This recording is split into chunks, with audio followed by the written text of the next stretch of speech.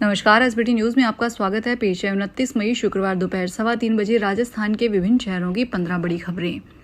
राजस्थान में भीषण गर्मी से परेशान लोगों को जल्द राहत मिलने वाली है। मौसम विभाग के अनुसार प्रदेश में एक नया पश्चिमी विक्षोभ सक्रिय हो गया है, जिसके असर से आगामी दिनों में तेज आंधी, मेघ गर्जन और बारिश की गतिविधियां तेजी से बढ़ेगी।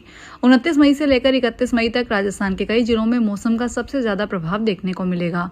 मौसम केंद्र जयपुर के मुताबिक बीकानेर, जयपुर, भरतपुर, अजमेर, कोटा, जोधपुर और उदयपुर संभाग के कई हिस्सों में तेज अंधड़ के साथ बारिश होने की प्रबल संभावना है। सरकार ने फैसला किया है कि 1 जून से ऐसे सोलर मॉड्यूल ही मान्य होंगे जिनमें इस्तेमाल होने वाले सोलर सेल भारत में ही बने हों। इसे डीसीआर कहा जाता है, यानी अब विदेश से आए सोलर सेल लगाकर बने मॉड्यूल वाले प्रोजेक्ट को कमीशन की अनुमति नहीं मिलेगी। समस्या यह है कि भारत में अभी बहुत कम कंपनियां सोलर सेल बनाती है। देश में सिर्फ 5-6 बड़ी कंपनियां ही सेल मैन्युफैक्चरिंग कर रही है, जबकि 150 से ज्यादा छोटी और मध्यम कंपनियां विदेश से आने वाले सेल पर निर्भर है। जो बड़ी कंपनियां भारत में सेल बनाती भी है, वे अपने उत्पादन का ज्यादातर हिस्सा खुद के सोलर प्रोजेक्ट में इस्तेमाल कर लेती है। रोडवेज बसों में मिलने वाली मुफ्त यात्रा की सुविधा का फायदा अब सीधे तौर पर नहीं मिलेगा। राजस्थान रोडवेज ने इस व्यवस्था में बड़ा बदलाव करते हुए एक नया नियम लागू किया है। अब अगर किसी भी परीक्षार्थी को परीक्षा देने के लिए रोडवेज बस में फ्री सफर करना है तो उन्हें यात्रा से कम 36 घंटे पहले रोडवेज के प्रतियोगी परीक्षार्थी पंजीयन पोर्टल पर जाकर अपना रजिस्ट्रेशन करवाना ही होगा। अगर कोई अभ्यर्थी तय समय में रजिस्ट्रेशन नहीं करवाता है तो उसे मुफ्त यात्रा का लाभ नहीं दिया जाएगा और उसे सामान्य यात्री की तरह टिकट के पूरे पैसे देने होंगे। ईरान संकट, एआई के बढ़ते प्रभाव और नौकरियों में हो रही छंटनी जैसी वैश्विक चुनौतियों के बावजूद भारत का रियल एस्टेट मार्केट मजबूती से खड़ा है।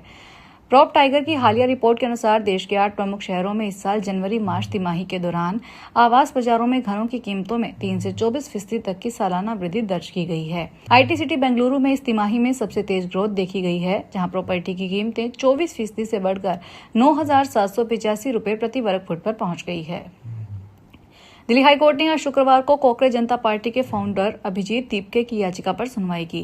जस्टिस पुरुषेंद्र कुमार कोरम ने खाते को तुरंत बहाल करने का आदेश देने से इनकार कर दिया है। कोर्ट ने कहा कि इस मामले के दूरगामी परिणाम होने के कारण वह सरकार की बात सुनने के बाद ही कोई कदम उठाएगा। मामले की अगली सुनवाई 6 जुलाई को होगी।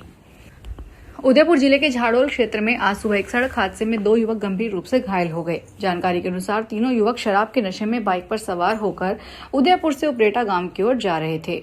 इसी दौरान बगवास के पास उनकी बाइक अनियंत्रित होकर स्लिप हो गई। हादसे में दोनों युवक गंभीर रूप से घायल होकर सड़क पर गिर पड़े। एक घायल के मुताबिक मौके पर मौजूद कुछ लोगों ने अस्पताल पहुंचाने के बजाय उनकी जेब से मोबाइल फोन पार कर दिए। कोटा में ईएसआई में पोस्टेड अतिरिक्त प्रशासनिक अधिकारी पर आज सुबह 8:30 बजे लाल मुंह के बंदर ने हमला कर दिया। वे पड़ोसी के घर में 2 दिन से बंद बंदर को भगाने गए थे। गेट खोलते ही बंदर ने उनके दाएं पैर पर काट लिया। घायल अधिकारी का कहना है कि बंदर के आतंक से कॉलोनी के लोगों में डर है। निगम में शिकायत भी की गई है, लेकिन कोई बंदर को पकड़ने नहीं आया। अयोध्या राम मंदिर से जुड़ी बेहद ही खास खबर सामने आई है। अयोध्या के राम मंदिर परिसर को पहले से और भी सुंदर और आकर्षित बनाने के लिए प्राकृतिक सुंदरता को खास रूप से विकसित किया जा रहा है। राम मंदिर परिसर के एक बड़े से हिस्से को पूरी तरह इको फ्रेंडली और आध्यात्मिक रूप से तैयार किया गया है। अयोध्या राम मंदिर परिसर में लगभग 30 एकड़ जमीन में श्री राम जन्मभूमि तीर्थ क्षेत्र ट्रस्ट की ओर से विशेष बागवानी की गई है, जो पूरी तरह से बनकर तैयार है। इसे ऐसे खास तरीके से तैयार किया गया है कि अयोध्या में आने वाले लोग मंदिर परिसर में पैर रखते ही त्रेता युग जैसा अनुभव करेंगे। भारत के लिए पेट्रोलियम लेकर जा रहा एक तेल टैंकर होर्मुज जल डमरू मध्य पार कर चुका है। यह जानकारी समुद्री यातायात पर नजर रखने वाली कई वेबसाइटों से मिली है। निसोस कैरोस नाम का यह जहाज विशाखापत्तनम जा रहा है और इसके 3 जून तक वहां पहुंचने की उम्मीद है। आज शुक्रवार सुबह 6 बजे भारतीय समय के अनुसार इसे भारत के पश्चिमी तट के पास उत्तरी अरब सागर में देखा गया। ईरान मीडिया ने बताया कि इस्लामिक रिवोल्यूशनरी गार्ड कॉर्प्स ने पिछले 24 घंटों में 23 वाणिज्यिक जहाजों को होर्मुज जल डमरू मध्य से गुजरने की अनुमति दी, जिनमें तेल टैंकर और कंटेनर जहाज शामिल हैं। राजस्थान के बालोतरा जिले के गिडा थाना क्षेत्र में 33 केवी बिजली लाइन से तार चोरी और सरकारी संपत्ति को नुकसान पहुंचाने का मामला सामने आया है। अज्ञात चोरों ने करीब 30 बिजली पोल गिराकर तोड़ दिए और तार काटकर ले गए। पुलिस ने मामला दर्ज करके जांच शुरू कर दी है। पुलिस ने बताया कि आधी रात को रतेऊ से कसेब बला के बीच में हुई है। शिकायतकर्ता लालाराम चौधरी ने गिडा थाने में रिपोर्ट दर्ज करवाई। उनके रजिस्टर्ड फर्म को केसुम बला बिजली घर का ठेका मिला हुआ है। मुंबई क्राइम ब्रांच की यूनिट 8 ने मुंबई घरेलू हवाई अड्डे के बाहर से 2 लोगों को गिरफ्तार किया है। आरोपियों के पास से 62,50,000 रुपए से अधिक की कीमत के नकली स्टाम्प पेपर बरामद किए गए हैं। पुलिस का मानना है कि इस मामले में पीछे एक बड़ा रैकेट सक्रिय हो सकता है। गिरफ्तार आरोपियों की पहचान बदलापुर निवासी रोहित यादव और कोपर खैरानी निवासी नरेंद्र आहिरे के रूप में हुई है। मुंबई क्राइम ब्रांच के अनुसार दोनों आरोपी नकली स्टाम्प पेपर किसी अन्य व्यक्ति तक पहुंचाने जा रहे थे। इसी दौरान क्राइम ब्रांच की टीम ने उन्हें एयरपोर्ट के बाहर रोककर जांच की। उत्तर प्रदेश के हमीरपुर में भीषण तूफान की वजह से बड़ा हादसा हो गया। यहां निर्माणाधीन पुल का एक हिस्सा ढह गया, जिसमें मलबे के नीचे दबकर 6 मजदूरों की जान चली गई। मुख्यमंत्री योगी आदित्यनाथ ने इस भीषण फैसले का संज्ञान लिया है। मुख्यमंत्री योगी आदित्यनाथ ने इस भीषण हादसे का संज्ञान लिया है। सीएम योगी ने प्रशासन को राहत बचाव कार्य तेज करने के निर्देश दिए हैं। मुख्यमंत्री योगी आदित्यनाथ ने हादसे में हुई मृत्यु पर गहरा दुख व्यक्त किया। उन्होंने शोक संतप्त परिजनों के प्रति संवेदना व्यक्त की।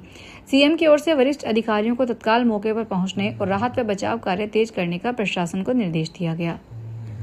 भोगी शैल परिक्रमा के चौथे दिन जोधपुर के पूर्व राजघराने की प्रमुख हेमलता राज्य ने प्रातः 4 बजे से 8:15 बजे तक 10 किलोमीटर घोर अंधेरे से उजाले तक पथरीले पहाड़ी व तंग रास्ते पर पैदल चलकर परिक्रमा करते हुए अनेक मंदिरों में दर्शन किए व मारवाड़ की खुशहाली की प्रार्थना की।